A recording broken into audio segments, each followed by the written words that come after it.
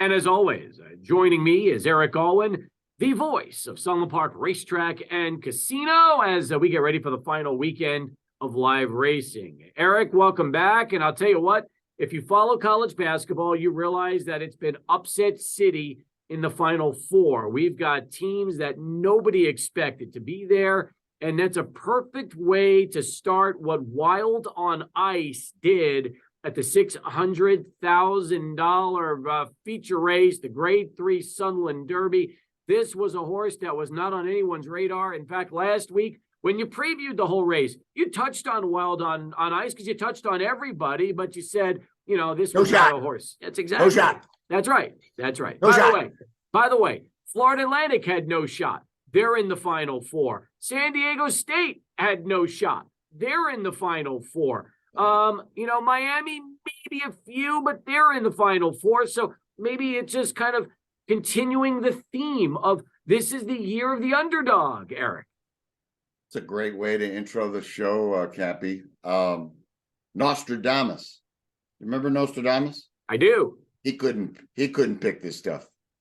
You know, every 25 to 50 years in racing or at a meet, you have a perfect storm. And I've never seen what day is today? I think it's the 51st day, but I've never seen such a endless litany of unpickable races. I mean, I am so stuffed full of crow, Gappy, that I don't know what I'm doing.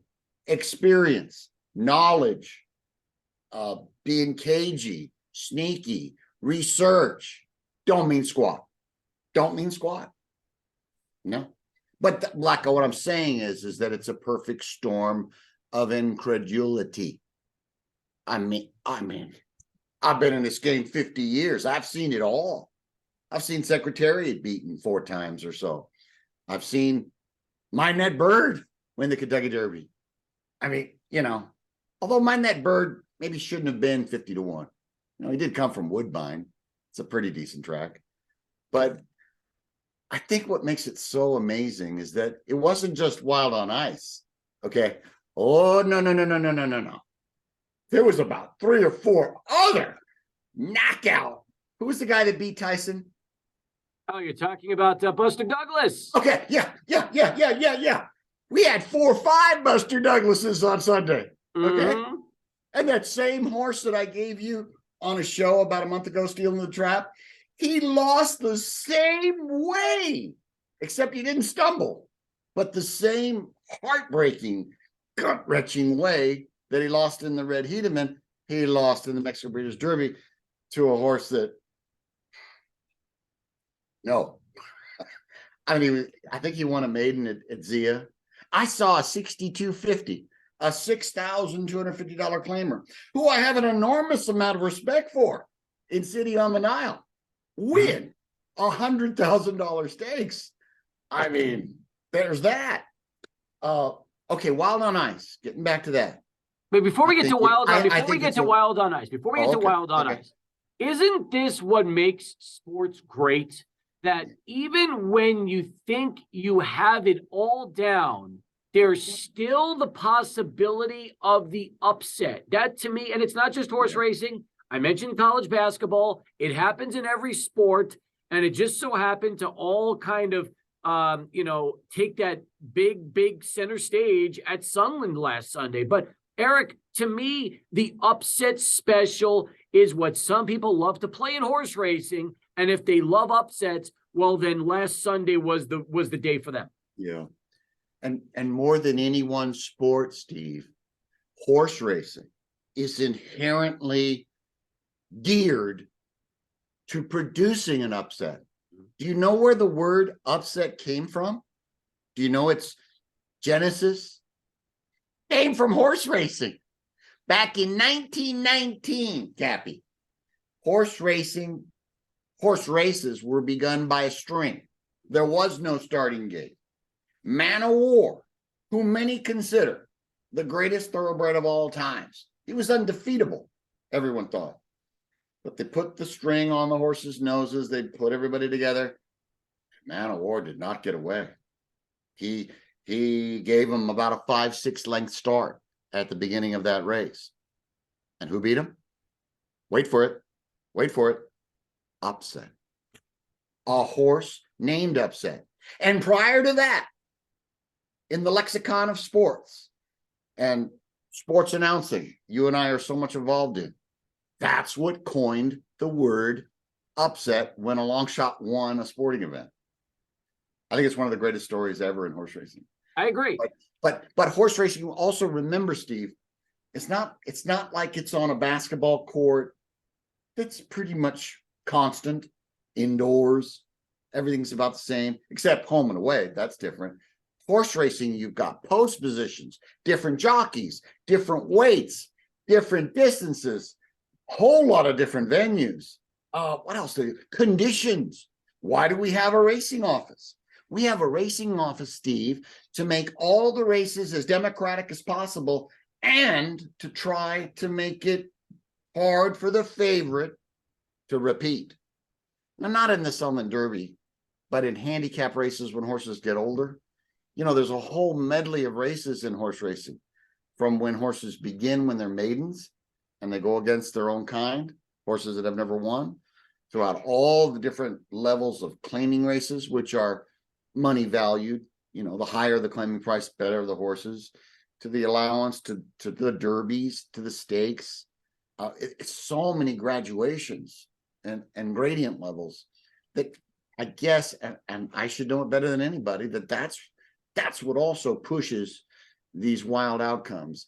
And now more than ever, you know, they take away the Lasix, they let them run on Lasix, they take away the I mean, come on.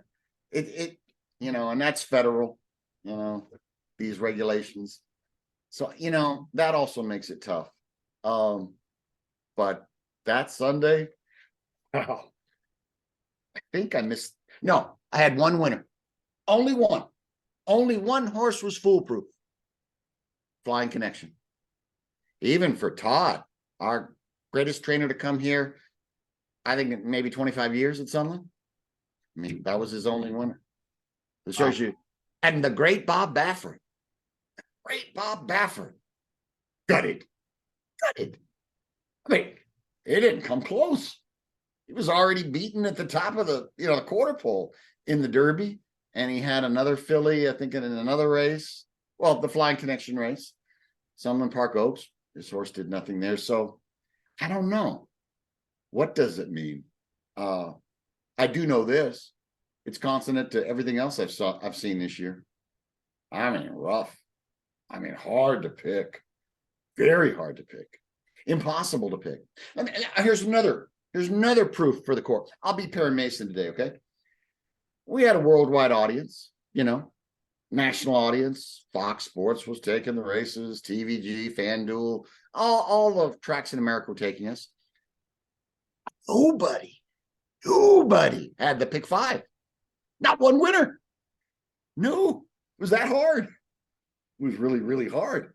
Today, we're going to have a carryover about $20,000 because nobody had the pick five. Mm-hmm. What does that mean to lay people? I mean, pick five always gets hit. I mean, whenever you have millions of dollars bet, because you have so many permutations and combinations and syndicates betting and so forth. But Sunland had such a bombing barrage of heavy duty long shots, including 35 to 1 Wild and Ice. There was a 45 to 1 long shot winner, 2 in that sequence, and others. If I could remember, I would go over it. But was that Valentino who with the big upset? Yes, sir. Yes, sir. I mean, amazing. Yeah. Amazing. I think City on the Nile was one of the, more understandable long shots. I mean, maybe I could see that happening. And she was 10 to 1. So that was the all pick 6, pick 5 that globally went unhit. Not one person had 5 of 5. Got it.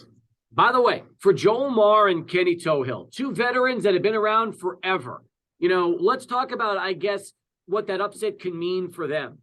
Joel Marr could possibly run in the Derby. Think about that. He's been, he's done this for so many years. Kenny Tohill comes back this year. What a fitting story for 2 seasoned vets that have seen it all over the years at Sunland. I think more than anything that I've said so far on our podcast, that's the thing that matters the most, what you just, explored there. I'm the biggest Joe Mar fan that there ever was. Love him. I was his wife's boss, Teresa Briggs, former rider here back in the 90s. And I remember how hard Teresa would pull for Joel's horses. And I said, wow, this is like the early 90s. Wow, what a trainer this guy is. I mean, he would have horses come out in the track looking like $1 million, about 10, 12.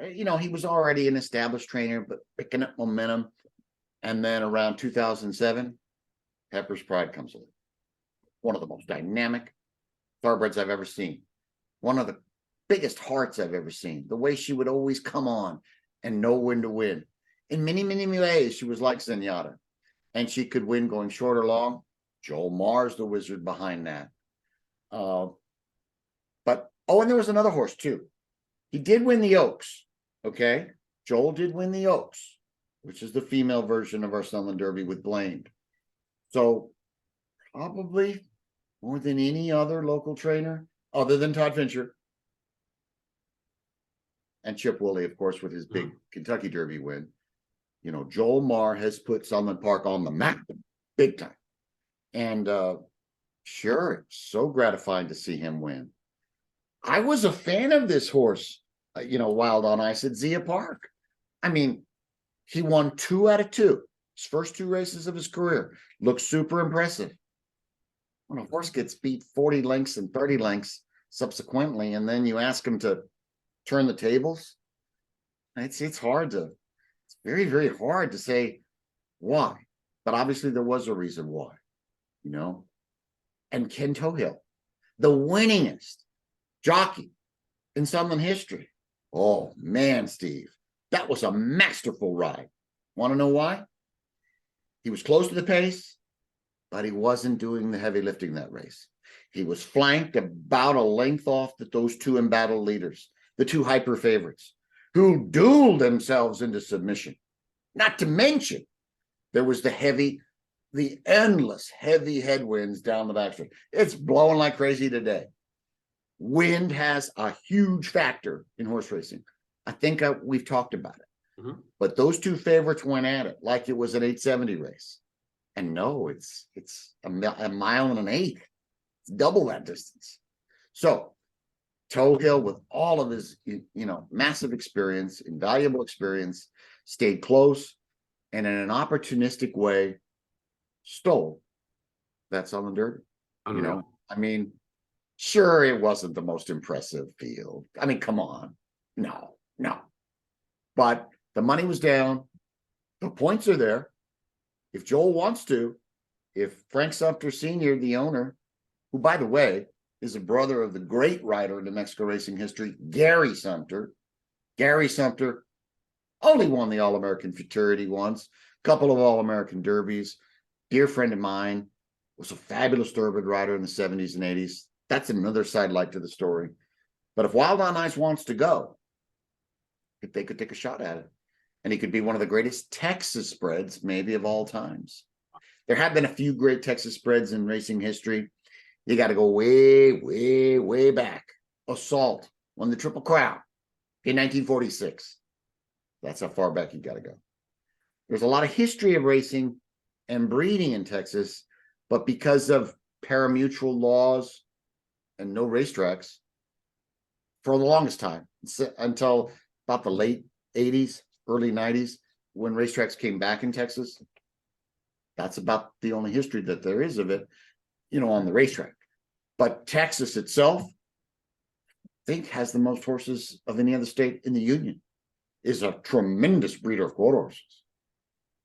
You have the Sixes Ranch, which is illustrated in that telemovie or teleseries Yellowstone. That's one of the biggest breeding operations in the world. The Sixes Ranch, I think that's what it's called. Before we wrap up our final track talk of the season, Eric, and it's always been great having you. Tell me about Saturday. It's going to be a monster race day for quarter horse fans, isn't it? 5 big stakes races. Yeah, I really like that card, Steve. The first two are basically consolations that, they're rich races worth 50 grand. I think the last three are the way to go. The West Texas Futurity is race 7 out of 9. Texas has been such a great race for us for so long. It's in its 63rd renewal. I think that's the whole span of Sunland's existence, because we missed a season or so, but Sunland was invented in 1959, and the West Texas Futurity people have been closely associated with us for that long. For many years, it was the great preview to racing at Ruidoso Downs. And I think this year's finale might be one of the best in about 10 years. There's a horse called Let's Leave, who, when they broke, I set out to the public, oh, Let's Leave is in big trouble. Didn't break right. I take a blink, call a couple of the horses, and then boom, he's rolling, exploding, and gone. So he'd be my pick, okay? Because he's well bred. He cost $122,000 at the Los Alamitos sale a year ago. He's my favorite cartel, one of my favorite studs, a former Court Horse of the Year. Eric Valenzuela, super dangerous, one of the newcomers in Court Horse world. He trains that one. And the other horse is Think On It. And what makes this so interesting is that jockey Sergio Becerra rode both of them, and chose Think On It. So you have to say, wow, that's a big deal. And you know why it's a big deal? Because Sergio usually rides first call for Eric Valenzuela. And now he thought so much of Think On It, another devastating trial winner, that he opted for that one. I guess it was okay with Eric Valenzuela. So I like those two quite a bit in that race, both Let's Leave and Think On It. The New Mexican Spring Futurity, worth a ton of money, over $364,000, might be a little more wide open. However, Wes Giles, who every year, impresses us so much, and no change on that front. He continues to come through. And you could have made a lot of money on Wes Giles, which is hard to believe. Everybody knows he's so great. But he won about 17 of 75 races. And on those trial days for the New Mexican Spring and the West Texas Futurity, I think he won about 5 or 6 races. He's got a horse called Miss High Tide that I like. And Adrian A. Ramos has been installed to mount for that race. The 9th is the $100,000 New Mexico Horse Breeders Association Quarter Stakes. Wes Giles again, dangerous, on a horse called KJ Daddy's Money. And that horse, of course, is owned by John and Kathy Lee and Ruben Mayers. They're the connections that won the All-American Futurity a couple years back with KJ Desperado. So I'm very enthused about, that card. And then closing days on Sunday. And we've got the $150,000 Sunland Park handicap. I think Todd's going to be very tough in that one. He's got Sheriff Brown and others. And there's a horse called Zestful who returns to Sunland too. So that'll be the way that we wrap up the season. We're looking forward to it. You wrapped up this season terrific here on Track Talk. Thank you for the time joining us every week. And it's always a pleasure getting a chance to talk some horse racing with you, Eric. Thank you, Steve.